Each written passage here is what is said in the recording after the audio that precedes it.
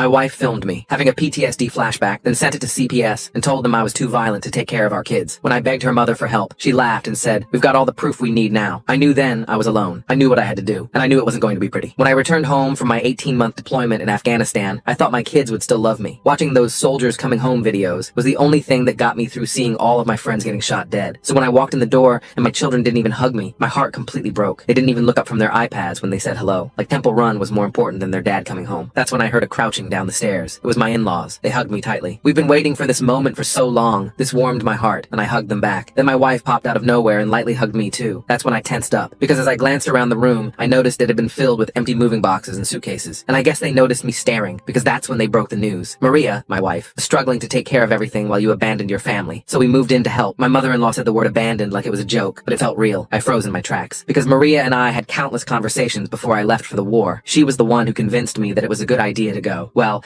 other ex-soldiers had already warned me that things would seem off in the first week of returning. So I shoved my pain away and told myself it was only a matter of time before things went back to normal. That night for dinner, I cooked my famous roast chicken, the one with homemade rosemary garlic butter and creamy mashed potatoes. Before I left, my kids would practically beg for me to cook this every day. But now, nothing. Not even a thanks, Dad. We were eating in silence when my youngest son, 5, Lucas, dropped his plate on the floor. Suddenly my system raced into action. I quickly stood up and ducked under the table, whispering a countdown from 5 like I had done in the war. But when I got to 1, nothing happened. That's when I realized I was back home. I took a deep breath and sat back down, and instead of my wife comforting me, she stared at me with horror. Her mother was typing something furiously on her phone. I had no idea they had been filming me the whole time. Emma, my daughter, and Lucas were whisked away before I could even apologize to them. The next few months were brutal. My wife was as distant as ever, and my kids refused to do anything with me. The only thing there for me was my PTSD symptoms. And one day, I woke up to a knock at the door. It was a caseworker. "Mr. Hanley, I'm from Child Protective Services. We've received concerning reports about erratic behavior around your children." She then showed me something that still makes my skin crawl. Right there on her phone was a video compilation of my PTSD flashbacks, completely taken out of context. I had been framed to look unpredictable and show evidence of violence. I gripped onto the door frame to stop myself from collapsing. That's when my wife appeared behind me. I thought she was going to defend me, but no. "I think it's best if you stay somewhere else for a while, for the children's safety." Her parents flanked her like bodyguards, my MIL still filming on her phone. I knew if I didn't leave right then and there, it would provide more evidence of being a bad father. So I left my own home with nothing but a trash bag of my dirty clothes and a phone charger. I had only kept 20% of what I earned from being a soldier, with the rest going to my family. But there were only $3.05 sitting in my bank account. I texted Maria, and she responded instantly. "Investment opportunities? Your parents needed it more than we did." I stared at my phone, tears blurring my vision. My days became filled with depression naps in my truck, showering at the gym, and eating free food from the local church. I was sitting in a Taco Bell when I saw Jake. We'd served together, survived an ambush together. Now he's a lawyer. "Brother, what the hell happened to you?" When I told him everything, his jaw clenched. "Those videos, were they recording you without consent?" When I nodded, he smirked. "You know that's illegal in this state." And for the first time since I was deployed, I smiled back. Jake worked for free, fueled by pure rage. And after just a day, he found something that changed everything. I deleted a folder on my iPad, one that was still connected to Maria's iCloud account. What I saw made my stomach churn. Video after video of Maria coaching the kids, training them to ignore me when I was around. "Remember, if anyone asks, you don't feel safe with Daddy," she said casually, as if she was talking about the weather. And in the background of all of the videos was a man I recognized instantly, her CrossFit gym friend, the one I had always seen checking her out, now rubbing her shoulders while she taught our children to lie about me. That's when I knew I needed full custody. I scrolled through the folder with shaking hands. There were over 200 videos, each one dated and organized by month. The earliest one started 6 months ago, right around when Maria had started acting strange. I clicked on one from 3 months back. Emma sat on Maria's lap while Brad leaned against the kitchen counter, arms crossed. "What do you say when the judge asks about Daddy?" Maria asked sweetly. "That he scares me," Emma recited, her voice flat and rehearsed. "Good girl. And what else?" "That he yells really loud and throws things." Brad stepped forward, ruffling Emma's hair. "Maybe add that you cry when you see him. Judges eat that stuff up." My hands trembled so badly I nearly dropped the iPad. Jake grabbed it from me, his face darkening as he watched. We sat in that Taco Bell booth for 3 hours, going through video after video. Each one showed Maria drilling the kids on what to say, how to act, what lies to tell. Brad appeared in most of them, always offering suggestions, always touching Maria's shoulder or playing with her hair. "We need to file for emergency custody immediately," Jake said, already pulling out his laptop. "This is textbook parental alienation. No judge will ignore this." But when we filed the motion the next morning, things didn't go as planned. Maria's parents had hired Robbie Patterson, one of the most expensive family lawyers in the state. He showed up to the courthouse in a suit that probably cost more than my truck. "Your Honor," Patterson said smoothly, "given Mr. Hanley's documented PTSD and the concerning videos my client has provided, we request a full psychological evaluation before any custody modifications are considered." The judge nodded. "That seems reasonable. We'll schedule the hearing for 8 weeks from now, pending Dr. Leo's evaluation." 8 weeks. My kids would spend another 2 months being poisoned against me. Jake objected, arguing the coaching videos showed immediate harm, but Patterson dismissed them as taken out of context, without even viewing them. Dr. Leo's office smelled like expensive leather and old books. He had certificates covering every wall and a golf trophy on his desk. As he asked me questions about my deployment, my childhood, my marriage, I tried to stay calm and measured. Then I noticed a photo photo on his bookshelf. Dr. Leo in tennis whites, standing next to Carol at what looked like a country club event. You know my mother-in-law? I asked carefully. He glanced at the photo and smiled. Oh yes, Carol and I play doubles every Sunday. Wonderful woman. My stomach dropped, but I kept my face neutral. Any complaint would make me look paranoid, so I answered his questions, knowing this evaluation was probably already decided. The supervised visit started 2 weeks later. I was allowed to see Emma and Lucas for 2 hours every Saturday at a sterile visitation center. Maria would drop them off, always making a show of hugging them extra tight. Remember, she'd whisper loud enough for me to hear, if Daddy tries to take you away forever, just scream for help. Lucas would start crying before she even left. I don't want Daddy to take me away. I want to stay with Mommy. The supervisor would write notes while I tried to calm my sobbing 5-year-old. Tried to explain I wasn't taking anyone anywhere, but the damage was done. Every visit started with tears and ended with the kids asking when they could go home. I noticed changes in Emma. Designer clothes I'd never seen before. A gold bracelet that looked real. New iPhone when she'd had a basic phone before. When I asked where they came from, she just shrugged. Brad buys me stuff. That's nice of him, I said through gritted teeth. Does Brad live with you now? Sometimes. He and Mommy share a room. Jake tried to get the kids' school records, medical files, anything that might show the impact of what was happening. But every request hit a wall. The school needed both parents' consent. The doctor's office had misplaced the files. Even their teacher, Mrs. Bell, who'd always been friendly, now avoided eye contact when I waited outside school. Then Jake's investigator found something. Brad Morrison had a record. 2 restraining orders from previous girlfriends, both with kids. A fraud conviction from 5 years ago. Identity theft. Credit card scams. We prepared a motion to submit this information to show the court who was really living with my children. Patterson shot it down immediately. Your Honor, this is a relevant character assassination. Mr. Morrison is not a party to this custody matter. Sustained, the judge said. Let's focus on the parents, counselor. Meanwhile, Maria started posting on social media. Photos of her looking exhausted. Captions about being a struggling single mom and doing it all alone. Friends commented with hearts and support, not knowing I was sending 60% of my security job wages and child support. The garnishment left me with barely enough for gas and food. Richard showed up at my workplace the following week. I was checking badges at the front desk when he walked in, designer suit and all. Is your supervisor available? He asked the receptionist, loud enough for everyone to hear. I have concerns about one of your security guards. A potentially dangerous veteran situation. My supervisor called me in an hour later. Marcus, I'm moving you to night shift. Less interaction with the public. Sir, he's lying. I'm not saying you did anything wrong, but we can't have complaints. Night shift starts Monday. The night shift meant I couldn't even watch the kids at school anymore. Couldn't wave at them from across the street. My world shrank to darkness and empty buildings. During one Saturday visit, Lucas climbed onto my lap while Emma colored at the table. He was playing with toy cars when he suddenly whispered, Daddy, Brad hits Mommy when he's angry. My whole body went rigid. The supervisor looked up from her clipboard. What did you say, buddy? Lucas's eyes went wide. Nothing. I'm not supposed to tell. Mommy said never tell anyone. It's okay, I said softly, even as rage boiled in my chest. You can tell Daddy anything. But he shook his head frantically and went back to his cars. The supervisor made another note. Jake discovered more financial bombs. Credit cards in my name I'd never applied for. $30,000 in debt racked up while I was overseas. Purchases at stores I'd never been to. Restaurants I'd never eaten at. The credit card companies said I'd have to file police reports. Prove it was fraud. But that would mean accusing Maria, and Patterson would spin it as more erratic behavior. My security job wages were garnished at 60%, leaving me with barely enough to survive. When I tried to access our joint savings to pay Jake's investigator, I found the account frozen. Maria claimed I was hiding assets, moving money to avoid support. The irony was brutal. I was living in my truck while she claimed I was hiding wealth. Jake's investigator had been watching Maria's gym. One morning, he hit gold. Security footage from 3 months ago. 2 months before I'd even come home. Maria, Brad, Carol, and Richard sitting in the gym's juice bar, papers spread on the table. The investigator couldn't get audio, but the body language was clear. Carol pointing at documents, Brad nodding, Maria looking uncertain until Richard put his hand on her shoulder. They planned this whole thing, Jake said, studying the footage. Before you even got back, the pre-trial hearing was a disaster. Carol produced photos of me at the shooting range,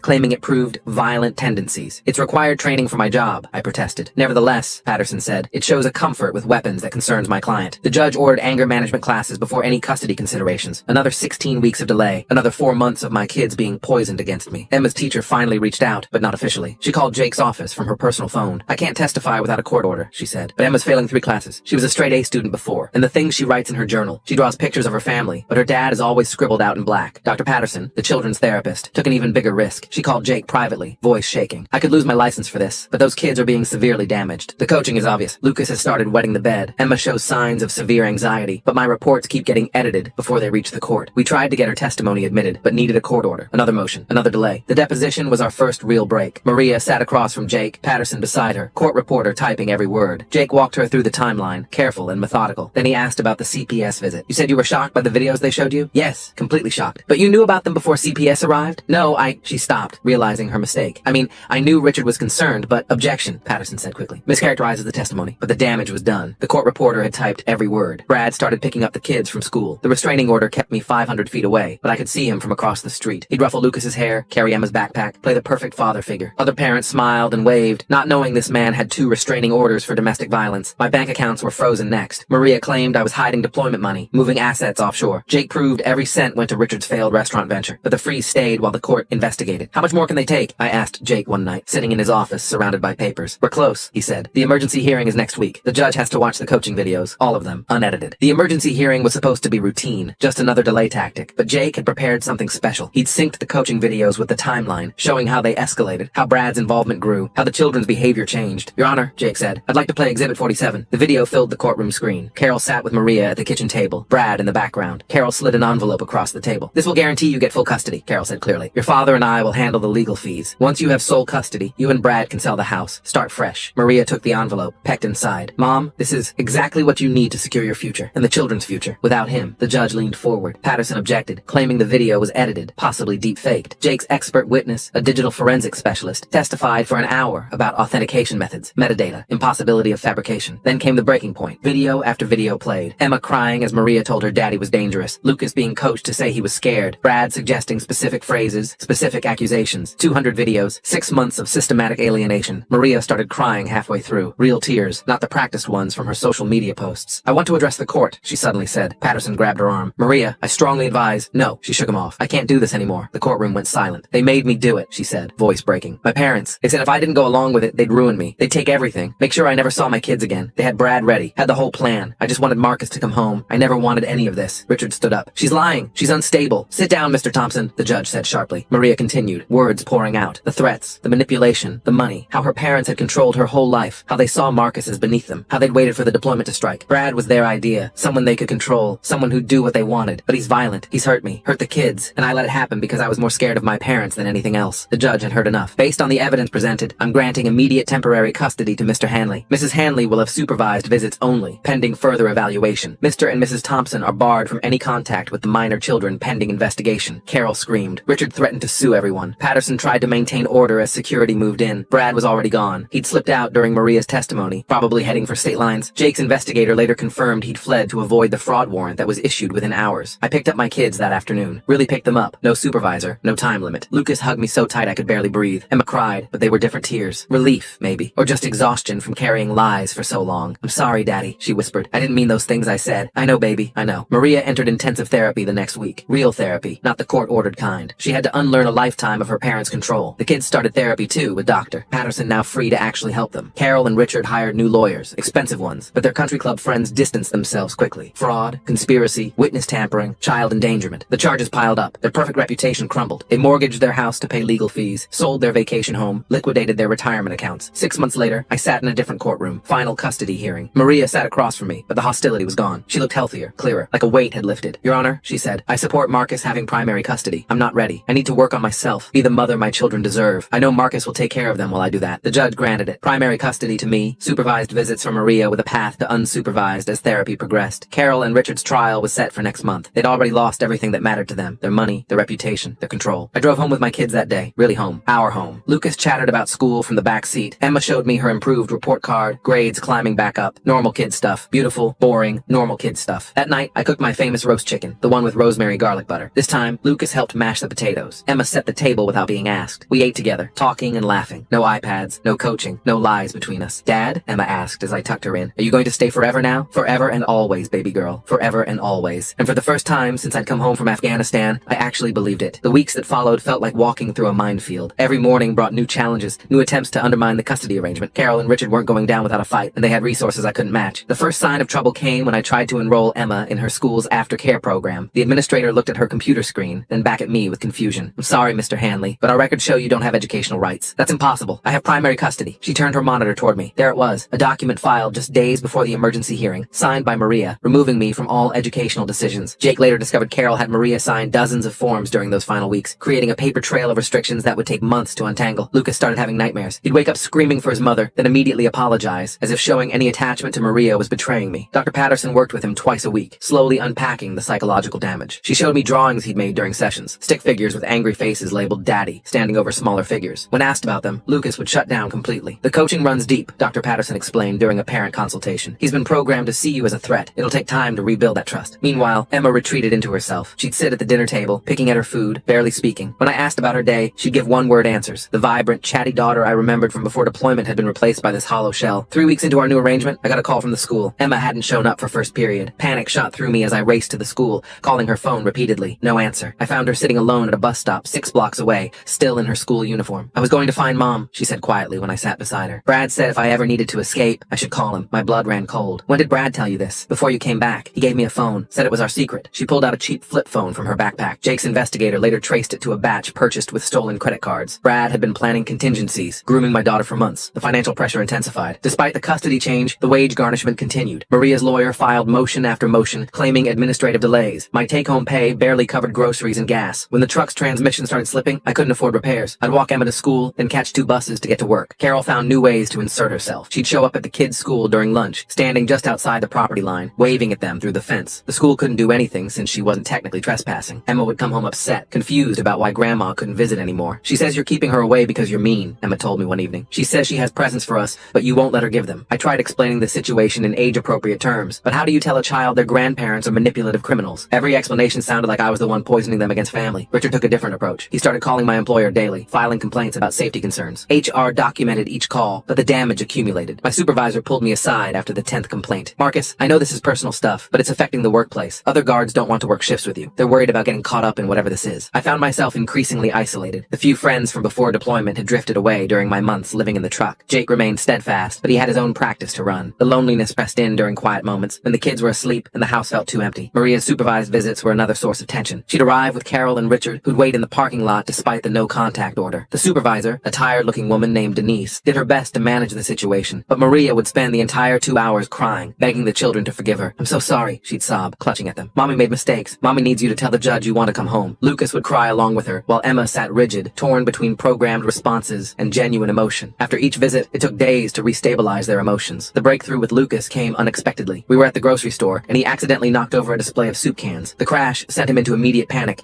diving behind my legs, whimpering about not telling Brad. Something about his terror flipped a switch in me. I knelt down, helped him pick up the cans, and told him about my own fears. You know what? Sometimes loud noises scare me too, from when I was in Afghanistan. But it's okay to be scared, and it's okay to make mistakes. He looked at me with wide eyes. Brad said soldiers don't get scared. Brad lied about a lot of things, buddy. That night, Lucas climbed into my bed for the first time since I'd gotten custody. He didn't say anything, just curled against my side and fell asleep. Progress came in small moments like these. Emma's walls took longer to break down. She'd test boundaries constantly, staying out past curfew, refusing to do homework, challenging every rule. Dr. Patterson explained it was her way of seeing if I'd abandon her like she'd been told I would. Each time I remained calm, consistent, present, I could see tiny cracks in her armor. The financial investigation revealed more damage. Brad had used my social security number to open 6 credit cards, maxing them out on electronics and jewelry. Some purchases matched items I'd seen Emma wearing. The sick realization that he'd used my stolen identity to buy gifts for my daughter while poisoning her against me made me physically ill. Jake pushed forward with fraud charges, but Brad had vanished completely. His last known address was empty. Neighbors said he'd packed up in the middle of the night. The investigator found similar patterns in other states. A trail of single mothers with children, financial ruin following in his wake. He's a predator, Jake said, reviewing the files. Carol and Richard brought a predator into your children's lives. The school situation deteriorated further. Emma's grades, which had started to improve, plummeted again. Her teacher called me in for a conference, showing me essays Emma had written. Dark themes, violent imagery, confusion about identity and belonging. The school counselor recommended intensive therapy, but my insurance through work wouldn't cover it. Another financial strain I couldn't manage. Then came the letter from Maria's new attorney, not Patterson, who'd withdrawn after the emergency hearing, but someone younger, hungrier. They were challenging the custody order, claiming Maria had been coerced during her courtroom confession. Attached were affidavits from Carol and Richard, painting me as a master manipulator who'd somehow orchestrated everything. This is insane, I told Jake, reading through the filing. They're saying I planted those videos? They're desperate, Jake replied. Their criminal trial is coming up. They need to discredit you as a witness. The stress began affecting my work performance. Operating on minimal sleep, worried constantly about the kids, distracted by legal battles, I made mistakes. Small ones at first, forgetting to log visitor badges, missing scheduled patrols. But in security work, small mistakes could cascade into big problems. My supervisor called me in after I'd failed to properly secure a loading dock door. Marcus, I've been patient, but this isn't working. I'm putting you on administrative leave, unpaid. Get your personal situation sorted out. Unpaid leave meant no income. The wage garnishment had already drained my savings. I had maybe 2 weeks of expenses covered, then nothing. Jake offered to loan me money, but I'd already taken too much from him. Pride was all I had left. I sold everything I could. My father's watch, the one he'd given me before deployment, some tools from the garage, anything to keep food on the table and gas in the truck. The kids didn't need to know how close we were to the edge. Emma noticed anyway. She found me one night at the kitchen table, surrounded by bills, calculator in hand, trying to figure out which ones could wait. Are we poor now? She asked quietly. We're managing, I said, trying to sound confident. She disappeared into her room and came back with the gold bracelet Brad had bought her. You can sell this. The gesture broke something in me. This child who'd been turned against me, offering up her possessions to help. I pulled her into a hug, and for the first time in months, she hugged back. Really hugged back. Not the stiff, obligatory embraces she'd been giving. We don't need to sell your things, I told her. We're going to be okay. She pulled back, studying my face. You promise? You're not going to leave again? I promise. I'm never leaving you and Lucas again. Something shifted in her eyes. Trust, maybe. Or at least the beginning of it. The next morning brought another crisis. Lucas. Lucas's school called. He'd had an incident, the secretary said carefully. When I arrived, I found him in the principal's office, shirt torn, face streaked with tears. He'd attacked another student who'd said something about his dad being a bad soldier. He said you cold people, Lucas sobbed. He said Brad told his mom you were dangerous. Brad's poison spreading even in his absence. I held Lucas while the principal explained the zero-tolerance policy on violence. 3-day suspension. Another mark against us in the custody battle. Dr. Patterson called an emergency session. Lucas drew picture after picture of soldiers and families, trying to reconcile the father he was starting to trust with the monster he'd been taught to fear. Progress was painfully slow. Meanwhile, Carol and Richard's campaign continued. They couldn't contact the children directly, but they found ways around it. Presents delivered to the house with no return address. Cards slipped under the door, always reminding the kids they were loved, they were missed, they were being kept away unfairly. I started finding Emma on the phone at odd hours. She'd hang up quickly when I entered the room. When I checked the call log, the numbers were always different. Untraceable burner phones. Carol had learned from Brad's playbook. Who were you talking to? I'd ask. Nobody, she'd say, not meeting my eyes. The supervised visits grew more chaotic. Maria showed increasing instability. 1 week catatonic with depression, the next manic with promises of Disney trips and new toys once she got them back. Denise documented everything, but Maria's new attorney spun it as a loving mother driven to desperation by unfair separation. Jake discovered Maria had stopped attending therapy after just 3 sessions. Her attorney claimed she couldn't afford it, despite Carol and Richard's deep pockets. Another manipulation, making her look like a struggling victim rather than a willing participant in the conspiracy. The financial noose tightened further. The mortgage company called. Maria had apparently taken out a second mortgage months ago, forging my signature. The payments were past due. Foreclosure proceedings would begin if I couldn't catch up. Another impossible expense added to the pile. How is this legal? I asked Jake desperately. How can they keep doing this? It's not legal, he said grimly. But proving it, prosecuting it, getting restitution, that all takes time. Time they're counting on you not having. He was right. Every day felt like drowning in slow motion. Get the kids up, fed, to school. Bus to job interviews that went nowhere once they checked references and found the dangerous veteran complaints. Back home to help with homework, make dinner from whatever was on sale, pretend everything was normal. Then, after bedtime, back to the kitchen table, trying to make numbers work that simply didn't. Emma started taking on responsibilities she shouldn't have to. Packing Lucas's lunch, helping him with homework, trying to fill the gaps while I juggled everything else. 10 years old and already parentified by circumstances beyond her control. One evening, I found her teaching Lucas the same lies Maria had coached into them, but reversed. If anyone asks about Mom, you say she's sick, Emma instructed him. Don't talk about Brad. Don't talk about Grandma and Grandpa. Just say everything is fine. Emma, stop, I said gently. You don't need to coach him. He can tell the truth. She looked at me with eyes too old for her face. The truth doesn't help us, Dad. I learned that already. The weight of what these children had endured, what they were still enduring, crushed me. They'd been turned into weapons, then shields, now trying to be protectors. Their childhood sacrificed to adult manipulations. The next court date approached like a storm system. Maria's attorney had filed 17 different motions, each requiring responses, each costing time and money we didn't have. Jake worked 18-hour days preparing, but we both knew it was a war of attrition. They're trying to exhaust us, Jake explained. Make it so expensive and difficult that you'll accept a settlement. Shared custody, reduced support, anything to make this stop. But I couldn't. Not after everything. Not after seeing what that environment had done to my children. So we prepared for battle, knowing the odds were stacked against us. The week before court, everything accelerated. Richard was spotted talking to my former supervisor, no doubt planting more seeds of doubt. Carol hired a private investigator to follow me, documenting every moment, looking for any mistake to exploit. The pressure was suffocating. Then Lucas said something that changed everything. We were having breakfast, and he suddenly looked up from his cereal. Dad, I remembered something about the videos Mom made. I kept my voice carefully neutral. What did you remember, buddy? Grandma had a camera too, a different one. She said it was for insurance. Insurance. Another set of videos. Jake's investigator went to work immediately, but finding them would take time. Time we were running out of. The financial crisis reached critical mass when the power company sent a disconnection notice. 3 days to pay or lose electricity. I'd kept the kids in the dark about our money troubles, but this would be impossible to hide. That night, I sat them down for an honest conversation. Things are tight right now, I explained carefully. We might have to make some changes. Are we going to be homeless? Lucas asked, his voice small. No, buddy, I won't let that happen. Emma studied me. Is this because of Mom and Grandma and Grandpa? I chose my words carefully. Adults sometimes make choices that affect everyone, but we're going to get through this together. That night, after they were asleep, I did something I'd sworn I'd never do. I called my brother in Oregon, the one I hadn't spoken to since before deployment. He listened to the whole story without interrupting, then simply asked for my bank account number. The power stayed on. Small victories mattered. Lucas started sleeping through the night without nightmares. Emma rejoined her school's art club, something she'd loved before everything fell apart. These normal moments felt like miracles after months of crisis. But the other side wasn't done. 3 days before the hearing, Jake got a call. Patterson, the expensive attorney, was back on the case. Carol and Richard had liquidated more assets, hired a team of lawyers, expert witnesses, even a jury consultant. They were treating this like a corporate takeover, not a custody dispute. They're scared, Jake said. The criminal trial is next month. If they lose custody definitively, it strengthens the prosecution's case. Fear made them more dangerous. The next day, Emma came home from school in tears. Someone had distributed flyers at pickup time. Her school photo next to the words, "Missing taken from loving family." Carol's work, no doubt. Skating just inside legal boundaries. Everyone was staring at me, Emma sobbed. They think you kidnapped us. I held her while she cried, feeling rage build in my chest. Using my children as weapons was one thing. Publicly humiliating them was another. Jake filed for an emergency restraining order, but the damage was done. Lucas withdrew again, afraid to go to school, afraid of what people would say. The progress we'd made evaporated overnight. Dr. Patterson called it re-traumatization, warned it could set back months of therapy. 2 days before court, Maria requested an emergency visit outside the normal schedule. Against Jake's advice, I agreed. She arrived alone, looking healthier than she had in months. The conversation that followed surprised everyone. I want to make a deal, she said quietly, Denise listening from the corner. I'll support your custody if you drop the criminal charges against my parents. I can't drop charges I didn't file, I reminded her. The state is prosecuting them, but your testimony is key. Without it, they might get probation. I studied my wife, trying to find the woman I'd married beneath the layers of manipulation and damage. They hurt our children, Maria. They brought Brad into their lives. They destroyed us financially. They need to face consequences. They're my parents, she whispered. They're all I have left. You have Emma and Lucas. Focus on being the mother they need, not the daughter your parents want. She left without another word, but something in her expression gave me hope. Maybe, underneath it all, she was starting to see the truth. The night before court, I couldn't sleep. I sat in the kitchen, reviewing everything Jake had prepared. Testimonies, evidence, financial records showing the systematic destruction of my life. It felt like preparing for combat all over again, except this enemy knew all my weaknesses. Emma found me there at dawn. She climbed into my lap, something she hadn't done in over a year. Are you scared? She asked. A little, I admitted. Me too. She paused, then added, but we're going to win, right? We're going to stay together? I held her close, breathing in the scent of her strawberry shampoo, memorizing this moment of peace before the storm. We're going to fight for it, baby. That's all we can do. As the sun rose, casting long shadows through our kitchen window, I prepared for the battle that would determine our future. Win or lose, I'd given everything to protect my children. In the end, that's all any parent could do. The morning of court arrived with an unexpected development. Jake called at 5 a.m., his voice electric with urgency. He'd received an anonymous package containing a USB drive. The contents made my hands shake as I watched on his laptop. Carol had indeed kept her own recordings, not just backup videos, but footage of her coaching Maria on how to coach the children. Layer upon layer of manipulation, all documented by her own hand. In one video, she sat with Brad at her dining table, sliding cash across to him. 20,000 now, 40 when Marcus loses custody, she said clearly. Just keep playing the loving boyfriend role. Brad counted the bills, nodding. What about the kids? They're getting harder to control. Children are simple. Fear and rewards. Increase both. Jake immediately filed to submit the new evidence, but Patterson's team fought back hard. They demanded authentication, chain of custody verification, claiming the anonymous source made it inadmissible. The judge scheduled an emergency session for that afternoon to review. I dropped the kids at school, trying to keep my expression neutral. Emma sensed something anyway, grabbing my hand at the entrance. Today's the big day, isn't it? Just another hearing, sweetheart. She squeezed tighter. Lucas had another nightmare about Brad coming back. My jaw clenched, but I kept my voice steady. Brad's never coming back. The courthouse buzzed with activity when I arrived. Carol and Richard sat at their table, surrounded by their legal team. Maria was notably absent. Patterson approached Jake with a thick folder. Motion to dismiss the new evidence, he said smoothly. Anonymous sources have no credibility. But Jake had anticipated this. He'd spent the morning tracking the package. Security footage from the delivery service showed a woman matching Maria's description, dropping it off. When confronted with this during recess, Patterson's confidence visibly wavered. The judge returned, reviewed the authentication reports, and made her decision. The new videos would be admitted. Carol's face went pale as her own voice filled the courtroom,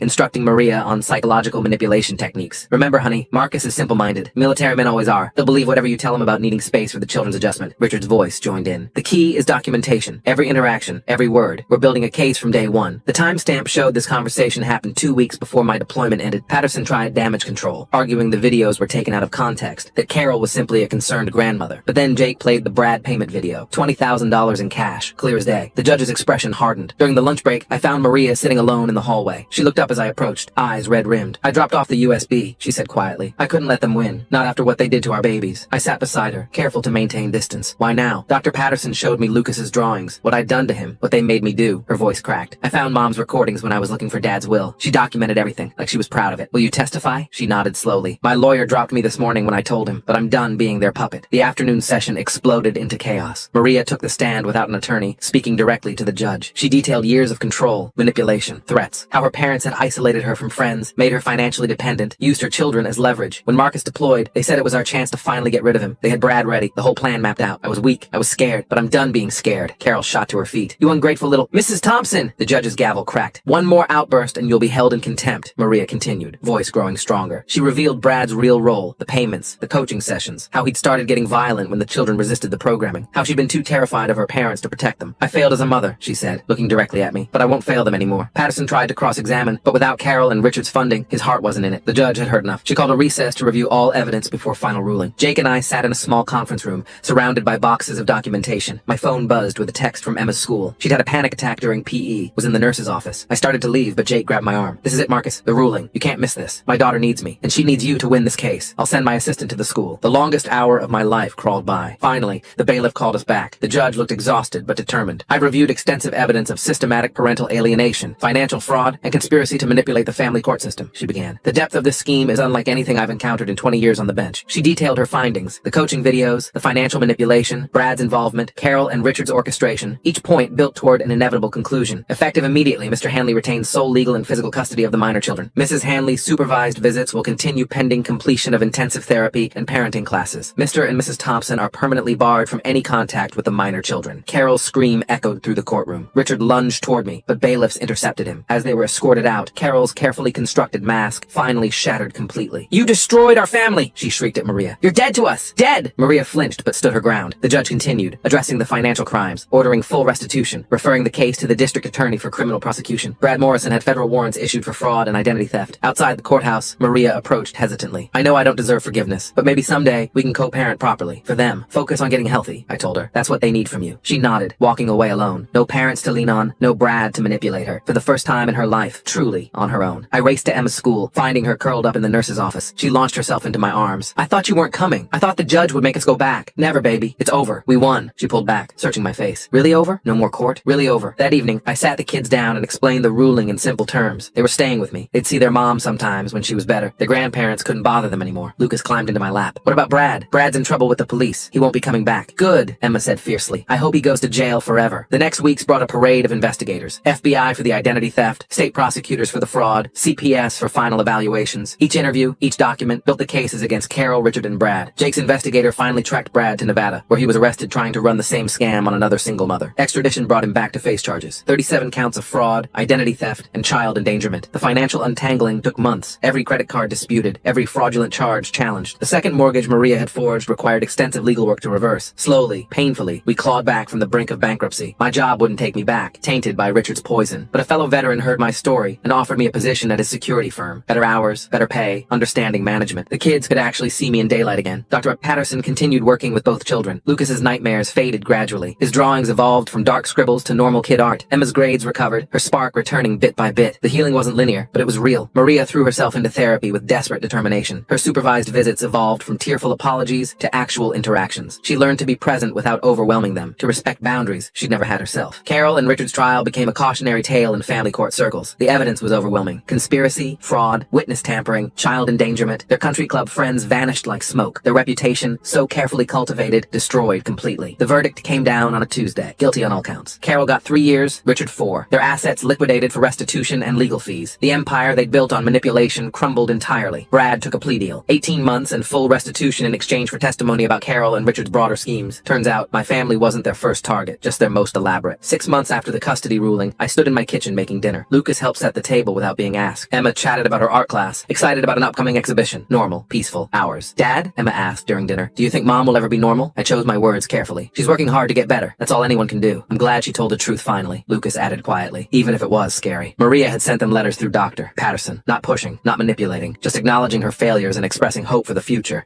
The kids weren't ready to respond yet, but they'd kept the letters. Progress. That night, after bedtime stories and goodnight kisses, I sat on my porch with a cup of coffee. The house was quiet, peaceful. No more looking over my shoulder. No more documenting every interaction. No more fighting for my right to be their father. My phone buzzed with a text from Jake. Brad had been sentenced. 2 years federal prison, followed by probation and restitution. Another piece of justice served. I thought about responding, then set the phone aside. Tomorrow would bring its own challenges. The kids still had healing to do. I had my own PTSD to manage. Maria had her long journey ahead. But tonight, my children slept safely in their beds, dreaming normal dreams. The porch light attracted moths, dancing in circles around the bulb. I watched them for a while, thinking about patterns, cycles, the way people got trapped in their own destructive orbits. But cycles could be broken. My kids were proof of that. Inside, I checked on them one more time. Lucas sprawled across his bed, toy soldiers scattered on his nightstand. Emma curled up with the stuffed elephant I'd sent her from Afghanistan, the one she'd ignored when I first came home. Now it never left her bed. I'd lost 18 months to deployment, 6 months to hell, but we'd found our way back. Not to where we'd been before, but somewhere new, somewhere better maybe, because it was built on truth instead of lies. In the kitchen, I prepped tomorrow's lunches, signed permission slips, normal parent tasks that felt like privileges after everything we'd been through. The custody papers sat in my filing cabinet, official and final. But the real victory wasn't in legal documents. It was in Lucas asking me to coach his soccer team, in Emma showing me her drawings without fear, in family dinners where we actually talked, in bedtime stories and morning hugs and all the mundane moments that made up a life. The real victory was in being their dad, fully and completely, without anyone trying to take that away. As I turned off the lights and headed to bed, I paused at their doorway one more time. Safe, home, mine. And for the first time since coming home from Afghanistan, that was enough.